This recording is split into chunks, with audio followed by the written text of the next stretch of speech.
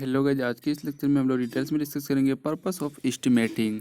तो एस्टिमेट हम लोग किस पर्पस के लिए करते हैं, क्यों करते हैं, इसके रिगार्डिंग इस लेक्चर में हम लोग डिटेल्स में डिस्कस करेंगे। इससे पहले आपको बता दें कि बहुत सारा लेक्चर अवेलेबल है एस्टिमेशन एंड कॉस्टिंग का, तो आप प्लेलिस्ट में जा कर के देख सकते हैं। एंड सिविल इंजीनियरिंग का ऑलमोस्ट सारे ब्रांच पेपर आपको हमारे चैनल पर अवेलेबल हैं। आप जा कर के प्लेलिस्ट में या लिंक आइकॉन पे दिया है, आप देख सकते हैं आसानी से। तो आपको बता दें कि कोई भी चीज़ जब हम लोग करते हैं, कोई भी काम करते हैं, तो उसका एक पर्पस होता है, कोई एक उद्देश्य होता है कि हम ये करेंगे तो आगे ये होगा। तो ठीक उसी टाइप से पर्पस ऑफ एस्टिमेटिंग है। तो एस्टिमेटिंग करने का क्या पर्पस है, उसी के रिगार्डिंग इसमें हम लोग डिटेल्स में डिस्कस करेंगे। तो जैसे आप कहीं पर किसी भी इंस्टीट्यूट से बीटेक कर रहे हैं या किसी भी इंस्टीट्यूट से डिप्लोमा कर रहे हैं, डिप्लोमा इन सिविल इंजीनियरिंग या फिर बीटेक इन सिविल इंजीनियरिंग कर रहे हैं, तो आपके मन में एक पर्पस है कि आपके पास एक पर्पस है कि अगर हम सिविल इंजीनियरिंग में बीटेक कर लिए तो हमें पीडब्ल्यूडी में, आरसीडी में असिस्टेंट इंजीनियर बनना था। ये क्या आपका एक पर्पस है, एक उद्देश्य, एम है। तो इसीलिए यहाँ पर पर्पस ऑफ एस्टिमेटिंग जो है, उसी तरह से एस्टिमेट करने का भी एक पर्पस है। तो क्या क्या पर्पस है वो हम आपको डिटेल्स में बताने वाले हैं। तो एस्टिमेट करने का मेन पर्पस क्या है कि जैसे गवर्नमेंट अगर टेंडर इनवाइट करती है, नोटिस इनवाइट करेगी टेंडर के लिए, तो उसको ये पहले से पता होना चाहिए कि इसका जो प्रोबेबल कॉस्ट है वो कितना लगेगा। तभी ना वो टेंडर इनवाइट करेगा, नोटिस इनवाइट करेगा टेंडर के लिए कि हाँ 10 किलोमीटर तक रोड का कंस्ट्रक्शन करना है, पिच रोड का, तो इसमें इतना मटेरियल लगेगा और इसका जो मार्केट रेट है वो इतना है। तो उसी के अकॉर्डिंग वो अमाउंट फिक्स करेगा और उसके लिए नोटिस इनवाइट करेगा, ताकि उसके पास जो फाइनेंशियल अरेंजमेंट है वो आसानी से हो सके। क्योंकि गवर्नमेंट के पास भी फाइनेंशियल जो अरेंजमेंट होता है वो एट रैंडम नहीं होता है, जो पूरा प्रोसेस है उसी के अकॉर्डिंग होता है। तो गवर्नमेंट अपना फाइनेंशियल अरेंजमेंट करती है, इसके बाद नोटिस इनवाइट करती है टेंडर के लिए।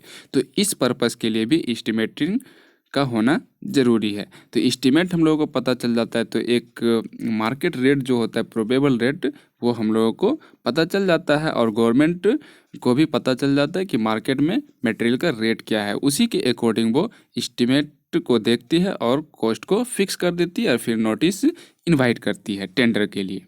तो ये एक पर्पस है। और दूसरा पर्पस क्या है कि गवर्नमेंट को, या फिर आप ही अगर वर्क कर रहे हैं या कोई ऑर्गेनाइजेशन है या कोई कंपनी है, बिल्डर है, और वो बिल्डिंग का कंस्ट्रक्शन कर रही है या किसी टाइप का कंस्ट्रक्शन कर रही है या गवर्नमेंट में रोड का ही कंस्ट्रक्शन हो रहा है, तो उसमें क्या होता है कि उसको पता चल जाता है कि 10 किलोमीटर तक का रोड है का कंस्ट्रक्शन करना है, तो 10 किलोमीटर रोड कंस्ट्रक्शन करने में कितना मटेरियल लगेगा। तो मटेरियल का जो खर्च होगा उसी के अकॉर्डिंग, मटेरियल का जो क्वांटिटी होगा उसी के अकॉर्डिंग वो कंप्लीशन ऑफ वर्क को भी डिटरमाइन कर लेता है आसानी से।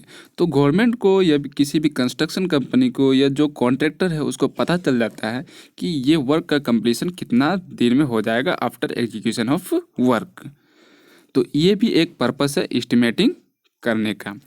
और नेक्स्ट पर्पस क्या है, जैसे कहीं पर अगर technical sanction, means technical sanction किसको बोलते हैं कि जैसे कंस्ट्रक्शन करने तो हर कोई घर बना लेता है, बट होता क्या है उसमें, कहाँ पर बीम देना है, कहाँ पर कॉलम देना है, तो ये टेक्निकल सेंक्शन करने के लिए ही एस्टिमेटिंग करना ज़रूरी है। तो अगर सपोज कहीं पर रोड का कंस्ट्रक्शन हो रहा है और वहाँ पर ब्रिज कंपलसरी है, तो ब्रिज का कंस्ट्रक्शन में कितना कॉस्ट आएगा, उसी के लिए टेक्निकल सेंक्शन के लिए एस्टिमेटिंग का होना भी बहुत ज़रूरी है। तो आपको समझ में आ गया कि पर्पस ऑफ एस्टिमेटिंग क्या है। अब हम लोग लैंग्वेज में डिटेल्स में देखते हैं कि पर्पस ऑफ एस्टिमेटिंग एक्चुअल में होता क्या है। फर्स्ट पॉइंट है to know the approximate cost of work. Estimating करने का पर्पस ये है कि हम लोगों को अप्रोक्सीमेट कॉस्ट ऑफ वर्क जो है, कितना का वर्क होगा, उसमें कितना खर्च लगेगा, लगभग वो हम लोगों को प्रोबेबल कॉस्ट पता चल जाता है। नेक्स्ट पॉइंट है to know the approximate quantity of various materials and labour required, और ये भी पता चल जाता है अप्रोक्सीमेट क्वांटिटी कितना लगेगा और वेरियस मटेरियल जैसे cement, sand, aggregate and reinforcement का रिक्वायरमेंट है, तो वो कितना मटेरियल्स हम लोगों को परचेज करना है ताकि आसानी से कंस्ट्रक्शन हो सके। एंड लेबर कितना, मैन पावर कितना रिक्वायर्ड होगा, जैसे कि कहीं पर मैन पावर के थ्रू कंस्ट्रक्शन का वर्क हो रहा है तो कितना लेबर रिक्वायर्ड होगा, कितना मैन पावर रिक्वायर्ड होगा, वो भी हम लोगों को पता चल जाता है। नेक्स्ट पॉइंट है for technical sanction of the project. जैसे अभी हमने बताया कि इंजीनियरिंग फील्ड में हर कोई कंस्ट्रक्शन कर लेता है, कोई भी बिल्डर हो या, बट अगर वो इंजीनियरिंग पर्पस से यूज करता है, कंस्ट्रक्शन इंजीनियरिंग पर्पस से करता है और इंजीनियरिंग मेथड से करता है, तो उसको ये पता होना चाहिए कि कहाँ पर कॉलम लगाना है, कहाँ पर बीम देना है, या फिर रोड का कंस्ट्रक्शन है तो कहाँ पर ब्रिज देना है, कहाँ पर गार्ड रेल देना है, कहाँ पर सुपर एलिवेशन प्रोवाइड करना है।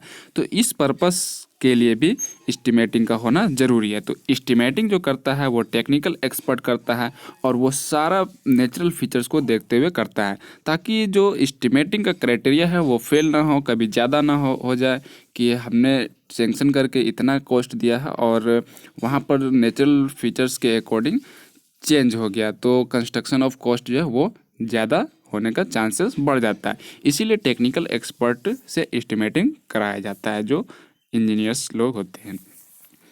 नेक्स्ट पॉइंट है for inviting tenders and arrange contract. तो नोटिस इनवाइट टेंडर करने के लिए भी एस्टिमेटिंग का होना ज़रूरी है, क्योंकि बहुत से ऐसे कॉन्ट्रैक्टर्स होते हैं जिनके पास बहुत ज़्यादा इक्विपमेंट नहीं होता है और वो ज़्यादा अमाउंट का टेंडर नहीं ले पाता है, तो एक एस्टिमेट कराया जाता है और उसमें एक्चुअल कॉस्ट पता चल जाता है। तो उसी के अकॉर्डिंग कॉन्ट्रैक्टर को इनवाइट किया जाता है कि वैसा कॉन्ट्रैक्टर जो एक लिमिट कॉस्ट जैसे 20 से 30 करोड़ तक अगर कंस्ट्रक्शन का कॉस्ट है और टेंडर है उतना अमाउंट का, तो कॉन्ट्रैक्टर अपने अकॉर्डिंग देखता है कि हमने इतना तक तो कभी काम किया नहीं है और हमारे पास इतना फैसिलिटीज़ है नहीं, तो हम इस कॉन्ट्रैक्ट को नहीं कर सकते, इस वर्क को नहीं कर सकते हैं। तो जो भी कॉन्ट्रैक्टर इतना कैपेबल रहता है इतना वर्क को करने के लिए, तो वही कॉन्ट्रैक्टर उसमें नोटिस इनवाइट जो किया जाता है तो टेंडर को फिल करता है। तो इसलिए भी एस्टिमेटिंग का होना ज़रूरी है। नेक्स्ट पॉइंट है to give an idea about the time of completion of project. और इसमें क्या होता है कि एक आइडिया मिल जाता है कि वर्क का एग्जीक्यूशन कितना डेज में कंप्लीट हो जाएगा, कंप्लीशन ऑफ प्रोजेक्ट जो है वो कितना दिन में हो जाएगा। तो उसी के अकॉर्डिंग एस्टिमेट के अकॉर्डिंग पता चल जाता है कि कंप्लीशन ऑफ प्रोजेक्ट क्या होगा। इस पर्पज़ से भी एस्टिमेटिंग किया जाता है। Next point and last point है to give an idea for keeping control over expenditure during construction. तो हम लोगों को क्या होता है कि जब भी कंस्ट्रक्शन वर्क करते हैं, जैसे प्राइवेट में अगर खुद का घर बना रहे हैं तो जितना कॉस्ट रहता है उससे ज़्यादा जाने लगता है। ऐसा क्यों होता है? क्योंकि हम रफ वर्क कर लेते हैं, खुद से एस्टिमेट कर लेते हैं, और जैसे कहीं पर 5 लाख खर्च होना रहता है तो एक्सपेंडिचर, तो उसमें क्या होता है कि हमारा 6 लाख तक जाने लगता है, क्योंकि हम विदाउट एस्टिमेट वर्क का एग्जीक्यूशन करना स्टार्ट कर देते हैं।